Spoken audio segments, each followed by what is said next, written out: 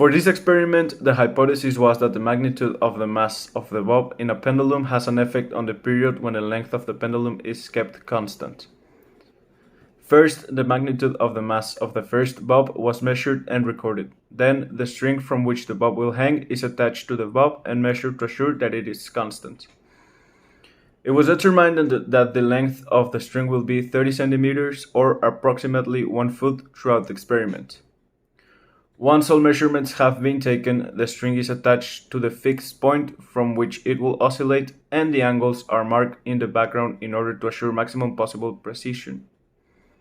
Once the pendulum is ready, the bob is lifted so that the pendulum adopts an angle of 30 degrees below the horizontal. It is dropped afterwards.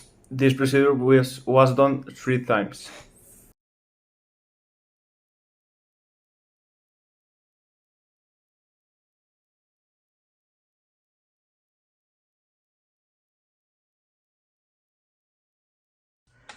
Once the average period has been taken from the 3 oscillations of the first bob, it is time to begin the oscillations of the second bob. Again, the magnitude of the mass of the second bob is measured. Then it's confirmed that the length of the string is kept constant.